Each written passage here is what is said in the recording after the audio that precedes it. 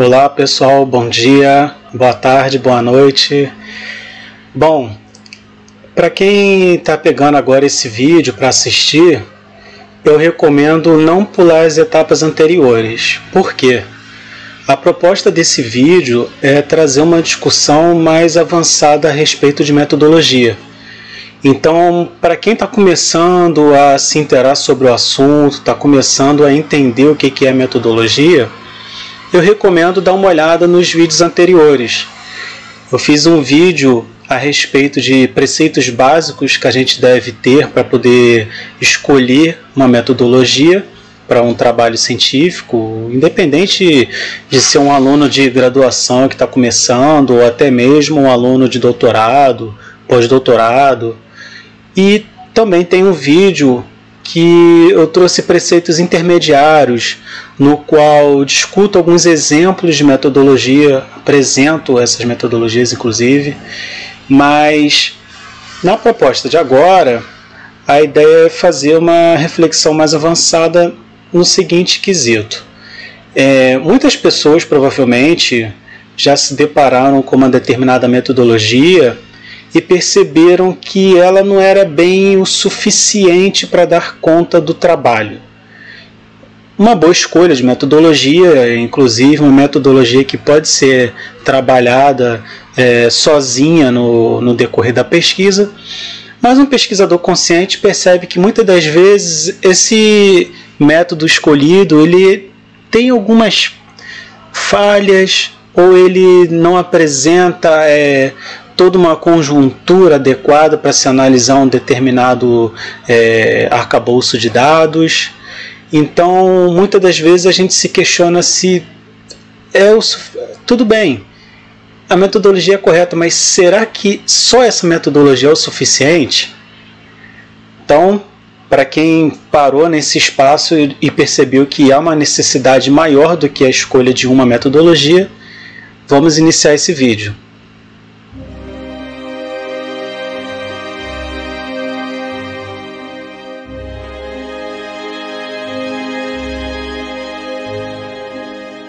Bom, a discussão impera muito no sentido de apresentar a possibilidade da gente trabalhar com mais de uma metodologia ao mesmo tempo, que é justamente quando nós pesquisadores percebemos que a escolha de uma metodologia para o trabalho científico ela é adequada, mas não é o suficiente. Ou seja, o nosso trabalho demanda muito mais dados e uma qualidade maior para poder trabalhar com todos os dados e desenvolver uma resposta, um produto, uma análise eficaz. Com isso, essa proposta ela é mais avançada porque demanda um conhecimento um pouco maior dos pesquisadores de compreender a necessidade de utilizar mais de uma metodologia e quais metodologias utilizar no mesmo trabalho. Isso é uma noção a qual a gente chama de triangulação, ou seja, o uso de mais de uma metodologia em prol de eficiência no desenvolvimento do trabalho científico. Antes da gente entrar com todos os detalhes no que diz respeito à triangulação, cabe a gente dedicar uns minutinhos para discorrer sobre a diferença entre triangulação de método e triangulação de metodologias. Bom, a triangulação de método, ou triangulação de métodos, enfim, ela trata muito sobre os instrumentos que são inerentes a uma determinada metodologia. Ou seja, é quando o pesquisador se utiliza de mais de um instrumento ao mesmo tempo para dar conta de aplicar uma metodologia no trabalho científico. Então, um exemplo. Digamos que o pesquisador escolheu a metodologia de etnografia. Etnografia ela pode ser feita de diversas formas, através de uma observação direta, ou seja, inerente ao grupo que está sendo pesquisado. Pode ser uma observação indireta. Muitas das vezes a gente pode trabalhar com a analogia de um espião, fazer uma análise que não demonstre que o objeto está sendo estudado, né? Também podemos fazer o uso de questionários e entrevistas, transcrição das falas, enfim. Perceba que tudo isso pode ser utilizado dentro da metodologia de etnografia de arquivo, ou etnografia de forma geral. O próprio autor Ambrosino, em sua obra para tratar justamente sobre a prática etnográfica, ele também comenta que essa metodologia de etnografia ela costuma ser uma metodologia complementar, ou seja, uma metodologia ao qual não se utiliza sozinha. Há uma necessidade do pesquisador aplicar outras metodologias juntas para um bom desenvolvimento do estudo. E é aí que a gente de fato chega no que significa a triangulação de metodologias. Que, diferente de triangulação de métodos, esse caso em específico trata do uso de mais de uma metodologia, não instrumentos inerentes a uma única metodologia. Perceba a diferença, né? Na primeira opção, a gente tem vários instrumentos que servem para compilar a aplicabilidade de uma metodologia, e na segunda opção, a gente tem o uso de mais de uma metodologia. Qual é a diferença exatamente? A diferença é que nesse segundo caso, quando a gente identifica a necessidade de utilizar mais de uma metodologia, a gente quer ampliar o enquadramento do que está sendo pesquisado. Ou seja, vamos trazer um exemplo da própria etnografia. A gente está fazendo uma análise etnográfica de um determinado grupo, de um determinado acontecimento, e a gente, no papel de pesquisador, percebe que só o uso da etnografia não está dando conta de toda a análise de conjuntura que a gente pode aplicar no trabalho científico. Então a gente pode utilizar de outras metodologias, por exemplo, o estudo de usuários, no qual a gente se utiliza de um determinado grupo para coletar dados sistemáticos, para poder construir uma necessidade formacional para essas pessoas, construir uma revisão política de uma biblioteca, para construir novas aquisições de acervos para a instituição, ou uma adequação das bases de dados ao qual os usuários utilizam. Percebam que aí eu não estou apenas fazendo uma análise descritiva como a etnografia permite. Eu também estou fazendo uma coleta sistemática em prol da necessidade do usuário.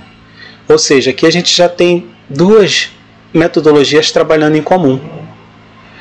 Além disso, eu também posso acrescentar outra metodologia, por exemplo, aplicar a análise de conteúdo, que é mais uma escolha em que a gente pode sistematizar a fala das pessoas que foram entrevistadas, ou a gente pode sistematizar as cartas, as narrativas transcritas das pessoas em prol de coletar novos dados ou mesmo de refutar alguns questionamentos que nós, como pesquisadores, temos sobre o objeto a ser estudado.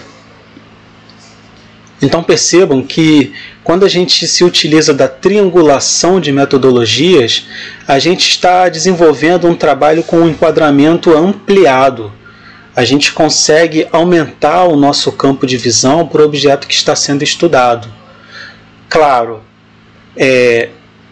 a gente pode utilizar mais de uma metodologia, não tem um limite pré-estabelecido, mas não se recomenda utilizar acima de 3, até porque o principal fator que impede o uso de várias metodologias ao mesmo tempo é o fato de que o pesquisador trabalha com o tempo, com prazos.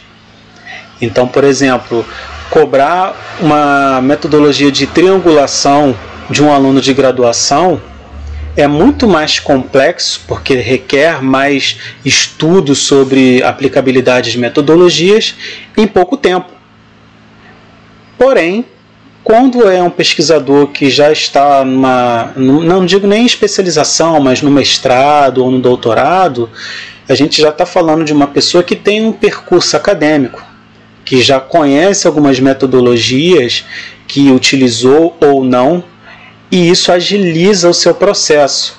Fora que 4 anos, no caso de um doutorado, para você exercer a escrita da sua tese, é muito mais tempo do que o pesquisador de graduação, que é um aluno que às vezes só tem 6 meses para escolher o seu tema, escolher a metodologia e escrever.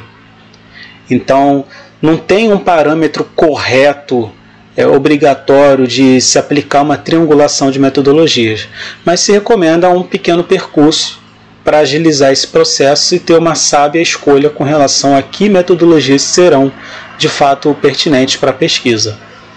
Ok? Bom, dito isso, cabe pensarmos algumas diretrizes que facilitam se de fato nós vamos adotar ou não a prática de triangulação de metodologias. Primeiro, a gente tem que compreender quais são os pontos positivos e os pontos negativos de cada metodologia. Claro, nenhuma metodologia ela dá conta de toda a discussão de um determinado tema, de um objeto de estudo. Então, por exemplo, se a gente quer trabalhar com etnografia de arquivo, muito provavelmente a gente vai estar restrito apenas a um determinado suporte documental. Ele não necessariamente vai dar conta de toda a discussão inerente ao que pretendemos estudar. Da mesma forma, o uso de entrevistas a partir da própria etnografia ou do estudo de usuários não necessariamente dá conta de toda uma coleta de dados que é necessária e relevante para a nossa pesquisa.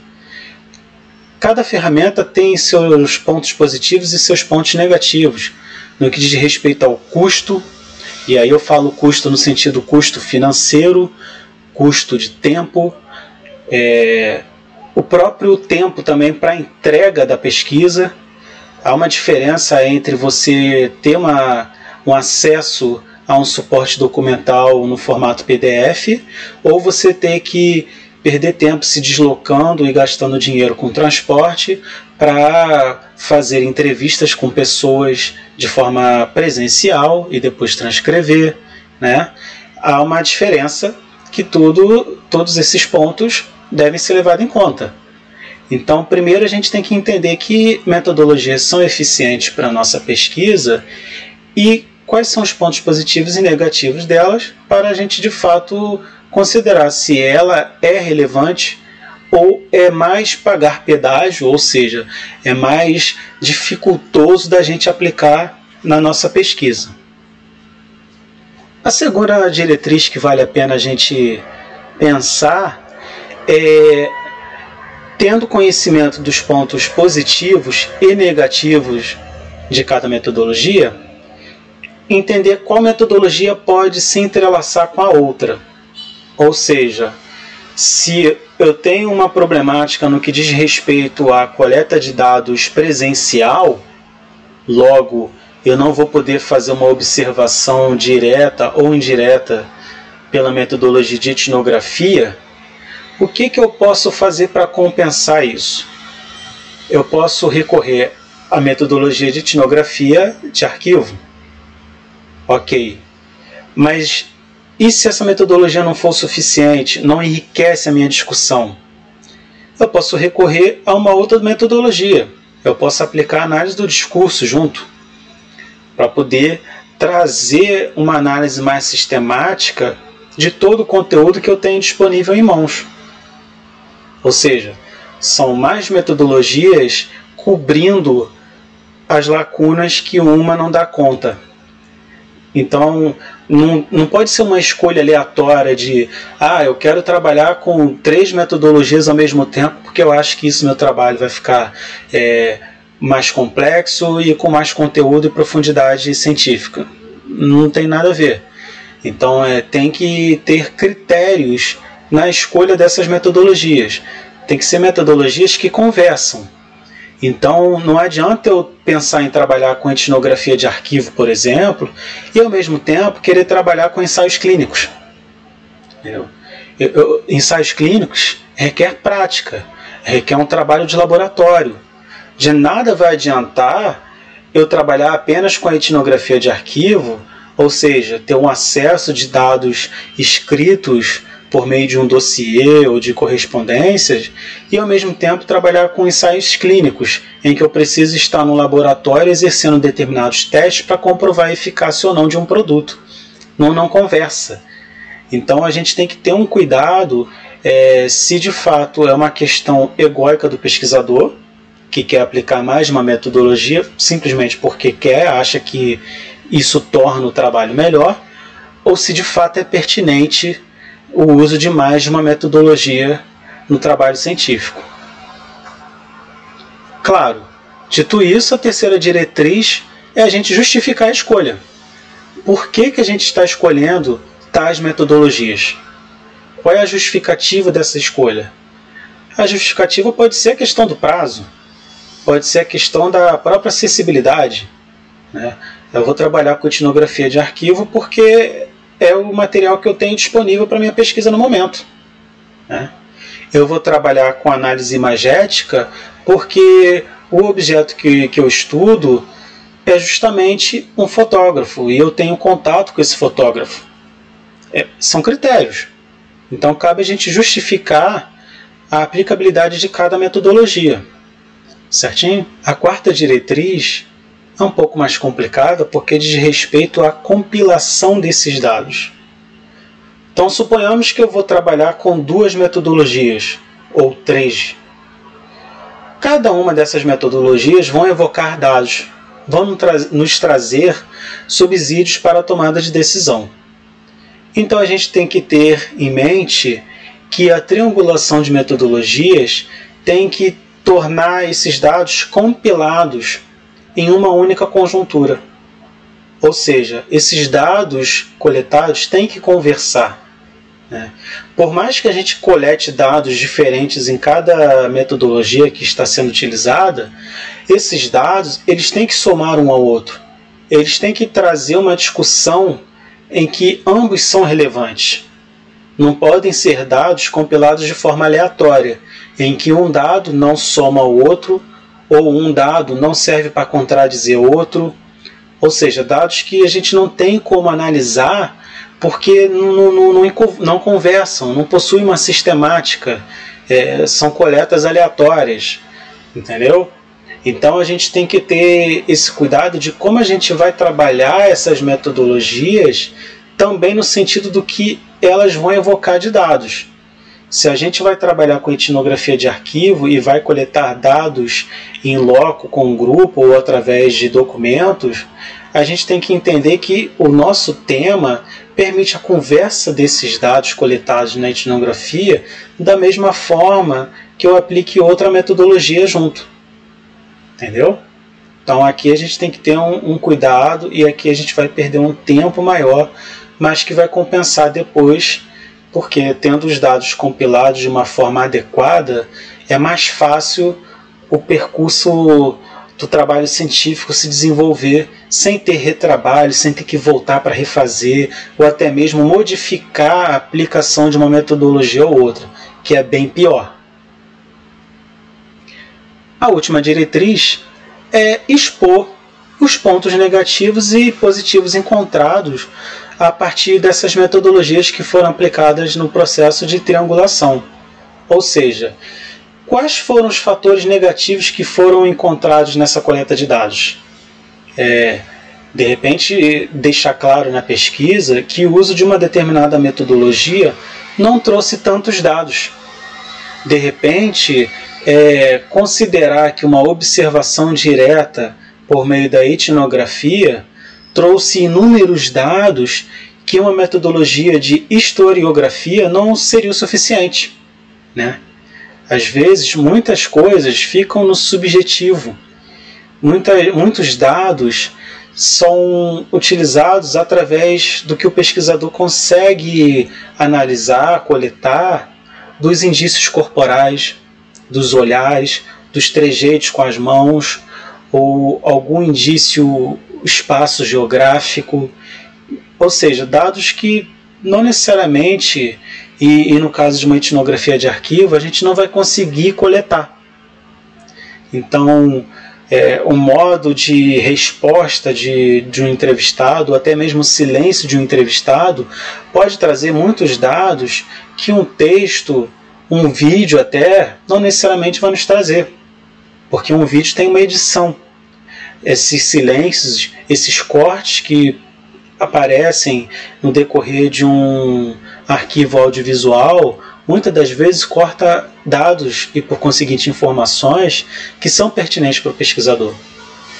Então, é muito importante que, para cada metodologia aplicada no processo de triangulação, a gente consiga desenvolver o que foi encontrado, o que não foi encontrado, quais dados foram coletados e que refutaram a nossa hipótese ou que fundamentaram a nossa hipótese. Isso tudo é muito relevante para o desenvolvimento da metodologia, para a explicação do próprio trabalho científico. Certinho? E, por último, mas não menos importante, não basta a gente saber como trabalhar com a triangulação de metodologias, mas basta também a gente lembrar que, independente da quantidade de metodologias que a gente aplique no trabalho científico, sempre vai ter um pouco do pesquisador ali. Ou seja, a gente tem que considerar a existência das afecções por parte do pesquisador no trabalho que está sendo desenvolvido. Então, entender que o próprio pesquisador ele pode fomentar uma modificação no uso das metodologias. O pesquisador ele pode adequar a metodologia para aquilo que ele necessita pesquisar. Não é deturpar, é muito diferente, mas é verificar que uma determinada metodologia ela pode ser muito mais complexa e profunda do que o próprio pesquisador precisa dela. Então, fazer, por exemplo, uma revisão bibliográfica, às vezes é o suficiente para o pesquisador.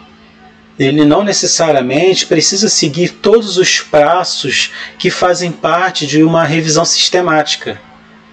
Ou mesmo não adotar uma determinada metodologia, porque outra já dá conta do que o pesquisador procura. Então, compreender que o próprio pesquisador ele pode se utilizar de uma forma flexível das metodologias, sem alterar a estrutura, o protocolo de uso de cada metodologia, claro, e até mesmo criar uma metodologia. Afinal de contas, as metodologias que envolvem a escrita ou a pesquisa científica, elas não são metodologias estanques, engessadas, construídas há milênios e que nos foram entregues agora depois de 2, 3 mil anos em que estavam escritas numa tabuleta de argila. Claro que não. As metodologias que existem hoje, elas não existiam há 5 anos, há 20, 100 anos atrás. Elas foram construídas de acordo com a necessidade da ciência e, obviamente, adaptadas de acordo com as modificações científicas. Então, nada impede que uma determinada pesquisa, em alguns casos, demande até uma criação de uma metodologia específica. Bom, creio que a gente tem conteúdo suficiente para pensar, primeiro, se há uma necessidade de aplicar mais de uma metodologia em um trabalho científico. Segundo, pensar os pontos positivos e negativos dessa triangulação de metodologias e entender algumas diretrizes básicas para fazer uma boa produção científica e, claro, de uma forma que a comunicação científica de fato ocorra. Ou seja, que o leitor, ao ter acesso ao seu trabalho científico, possa compreender todas as metodologias que constam naquele trabalho, o que justifica a existência dessas metodologias e, uma boa produção do trabalho em si, né? Que traga um bom resultado para o leitor conseguir compreender o estudo e até mesmo dar prosseguimento ao mesmo. Se vocês consideraram o conteúdo relevante, ou pelo menos interessante, seria muito interessante se inscrever no canal, tendo em vista que toda semana vai aparecer mais um vídeo aqui no canal disponível para vocês. Dúvidas, sugestões, críticas são sempre bem-vindas, então podem trazer elas através dos comentários, porque com certeza eu vou ler, vou responder, ou até mesmo uma sugestão que pode se tornar o próximo vídeo. A próxima dúvida, de repente até se não for pelo conteúdo do vídeo, se vocês quiserem sugerir um próprio conteúdo, fiquem à vontade. É muito mais interessante essa troca de experiência e troca de conhecimentos também, de dúvidas, porque aí a gente pode direcionar de acordo com as dificuldades ou necessidades de vocês um conteúdo que já responda de imediato uma determinada dúvida ou uma determinada lacuna. Aquele colega que está com dificuldade para fazer uma escrita de um trabalho científico, aquele bibliotecário ou bibliotecária que quer entrar no campo acadêmico, mas não sabe como, ou tem algum problema dentro do seu ambiente de trabalho que gostaria de resolver, ou tem dúvidas de como aplicar uma determinada questão, uma determinada tecnologia ou método de trabalho em uma biblioteca, em uma unidade de informação, entre outras instituições, aqui é um bom espaço. Comentários são muito pertinentes para isso. E qualquer coisa, estou aqui e entramos em contato em breve. Até logo, pessoal!